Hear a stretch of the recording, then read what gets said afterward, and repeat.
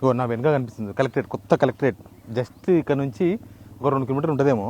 అది కూడా ఇక్కడ వాల్యూ వేయడానికి ప్రధానమైన కారణం, వీళ్ళని ఖాళీ చేయించడానికి కారణం.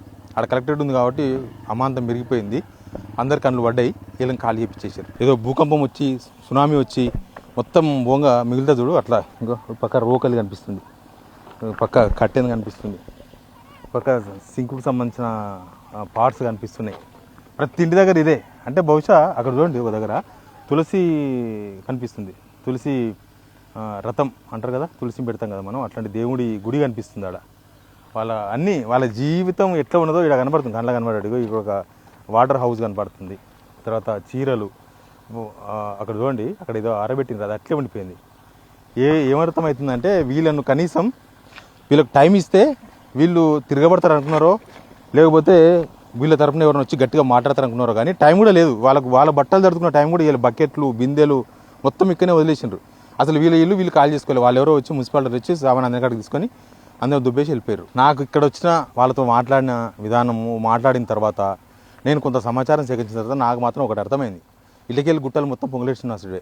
ఈ ఒక్క గుట్టనే కాదు, ఈ ఒక్క గుట్ట గవర్నమెంట్దే, కానీ ఇక్కడ పేదలు ఉన్నారు.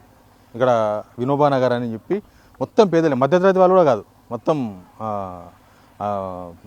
పేదలు అంటే పేదలు, రోజువారీ కూలీలు, రకరకాల పనులు చేసుకునే వాళ్ళు ఉన్నారు.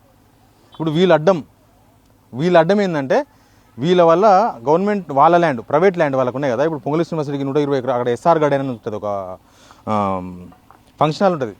అక్కడ నుంచి స్టార్ట్ చేస్తే దాని అవతల 120 ఎకరాలు స్టార్ట్ చేస్తే మొత్తం పొంగులేటి యూనివర్సిటీ పేరే చెప్తున్నారు. ఎవరైనా ఇది పొంగులేటి యూనివర్సిటీ అని చెప్తున్నారు. ఈ దాకా వస్తే ఆడ మనకు ఒకటి ఫెన్సింగ్, ఒకటి ప్రీకాషన్ కనిపిస్తుంది వైట్, అదొక 30 ఎకరాలు 40 ఎకరాలు, అది కూడా అవతల కొత్తగూడెం రోడ్ నుంచి ఈడి దాకా మొత్తం పొంగులేటి శ్రీనివాసరెడ్డి. ఈ మొత్తం 60 ఎకరాలలో 31 ఎకరాలు బూదా అని అంటున్నారు, 31 ఎకరాలు ఏమో మొత్తం ప్రైవేట్ వాళ్ళ చేతిలో ఉంది అంటున్నారు. అది 84 వరకు బూదా అని అంట. తర్వాత చేతులు మారిపోయి పొంగులేటి ఈయనెవరు తుమ్మల నాగేశ్వరరావు అనుచరులు, తర్వాత కొంతమంది బట్టి విక్రమార్క అనుచరులు, వాళ్ళందరూ వచ్చేసినారు. దీని చుట్టూ, ఈ గుట్ట చుట్టూ ఉన్న భూములు మొత్తం వాళ్ళే, పొంగులేటి శ్రీనివాసరెడ్డివి, లేకపోతే తుమ్మల నాగేశ్వరరావు బినామీలు, లేకపోతే అనుచరులు, తర్వాత కొంత బట్టి విక్రమార్క అనుచరులు వాళ్ళ బినామీలో ఎవరెవరు. ఇది ఒక్కటే అడ్డం. 4 కోట్ల ఎకరా ఇది కూలగొట్టిన తర్వాత 6 కోట్లు అయిందంట. ఇప్పుడు చెప్తున్నారు హోటల్ దగ్గర తింటుంటే వాళ్ళు మాట్లాడుతున్నారు. 4 కోట్లు ఉన్నది, కూలగొడితే 6 కోట్లు అయింది. ఇదంతా లేపేస్తే ఇంకొక 2 కోట్లు పెరుగుతుందంట, 8 కోట్లు అయిద్దంట ఇక్కడ ల్యాండ్.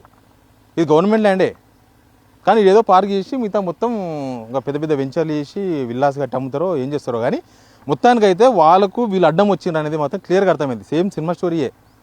వీళ్ళను కనీసం ఎక్కడ ఇట్లా అడిగే అవకాశం కూడా లేకుండా లేపేసిండ్రు.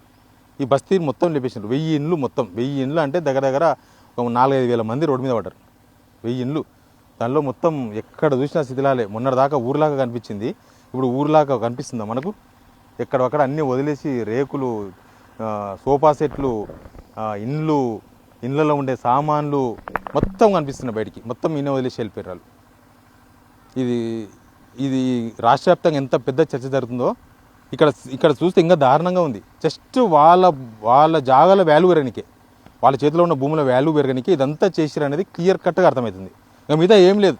ఉదార భూములు పేదలు ఉంటారు, ఓలా వాళ్ళని తప్పించాలి చూస్తే చాలా నీట్గా తప్పించాలి. కానీ ఇంత దారుణానికి ఒడగట్టింది గవర్నమెంటే. 3 మినిస్టర్లను పొట్టు తిరుతారు ఇక్కడ వాళ్ళు. 3 మినిస్టర్లు, తుమ్మల, బట్టి, శ్రీనివాసరెడ్డి.